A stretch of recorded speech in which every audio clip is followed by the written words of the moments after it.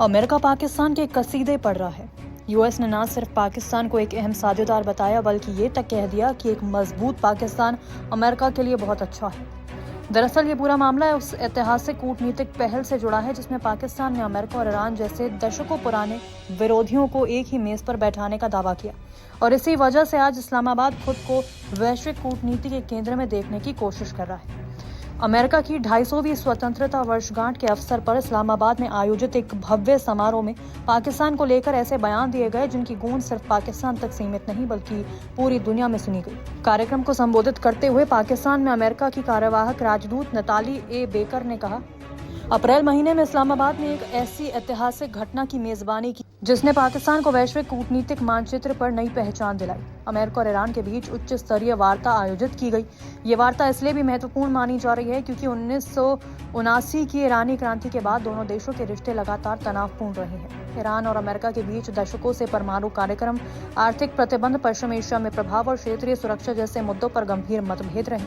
दोनों देशों के बीच राजनयिक संबंध भी लंबे समय से टूटे हुए हैं। ऐसे में किसी तीसरे देश में दोनों पक्षों के वरिष्ठ प्रतिनिधियों का आमने सामने बैठना अपने आप में एक बड़ी घटना माना जाता है। बेकर ने कहा, पाकिस्तान ने केवल मेजबानी ही नहीं की बल्कि पूरी प्रक्रिया को सफल बनाने के लिए व्यापक स्तर पर सहयोग भी दिया। अमेरिकी प्रतिनिधिमंडल के आवागमन, सुरक्षा, संचार व्यवस्था, लॉजिस्टिक्स और समन्वय जैसे तमाम पहलुओं में पाकिस्तान ने सक्रिय भूमिका निभाई। पाकिस्तान की सबसे बड़ी ताकत ये रही कि उसके संबंध अमेरिका और ईरान दोनों के साथ बने हुए हैं। एक और पाकिस्तान लंबे समय से अमेरिका का सुरक्षा और रणनीतिक सहयोग करता रहा है तो दूसरी ओर उसके ईरान के साथ भौगोलिक, आर्थिक और राजनीतिक रिश्ते भी मौजूद हैं। यही संतुलन पाकिस्तान को दोनों देशों के बीच संवाद का मंच उपलब्ध कराने में मददगार साबित हुआ।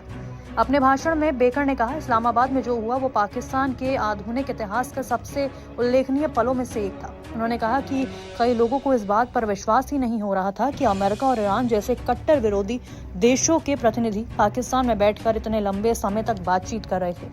बेकर ने पाकिस्तान की भूमिका की सराहना करते हुए कहा, ये पाकिस्तान का क्षण था और पाकिस्तान इस परीक्षा में पूरी तरह सफल रहा। लेकिन कार्यक्रम का सबसे चर्चित बयान तब सामने आया जब अमेरिकी राजनयिक ने कहा, एक मजबूत पाकिस्तान अमेरिका के लिए अच्छा है और एक मजबूत अमेरिका पाकिस्तान के लिए अच्छा है। अपने संबोधन के दौरान नताली बेकर ने भारत पाकिस्तान के बीच हालिया तनाव का भी जिक्र किया। उन्होंने कहा कि संकट के समय पाकिस्तान के नेतृत्व ने हालत को स्थिर करने और टकराव को कम करने की इच्छा जताई। वॉशिंगटन में इस प्रयास की सराहना की गई और उसे क्षेत्रीय शांति के लिए सकारात्मक कदम माना गया। उधर समारोह में मौजूद पाकिस्तान के पीएम शहबाज शरीफ ने भी अमेरिका के साथ रिश्तों को लेकर बेहद सकारात्मक संदेश दिया। शहबाज शरीफ ने कहा, पाकिस्तान और अमेरिका का रिश्ता किसी एक दौर या एक मुद्दे तक सीमित नहीं है बल्कि ये 8 दशकों की साझेदारी पर आधारित है।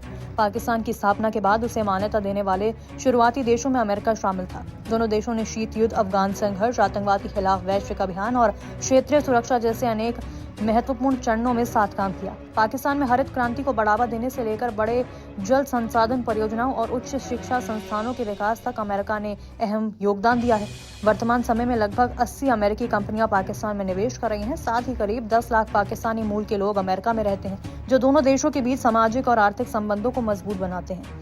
अपने भाषण में शहबाज शरीफ ने अमेरिकी राष्ट्रपति डोनाल्ड ट्रंप की विशेष रूप से प्रशंसा की। उन्होंने दावा किया कि भारत और पाकिस्तान के बीच तनाव के दौरान ट्रंप की भूमिका निर्णायक रही। शरीफ ने यह भी कहा कि ट्रंप के समय पर हस्तक्षेप और कूटनीतिक प्रयासों ने हालात को और अधिक गंभीर होने से रोक दिया। इसी कारण उन्होंने ट्रंप को शांति का दूत बताते हुए उनका सार्वजनिक रूप से आभार भी व्यक्त किया।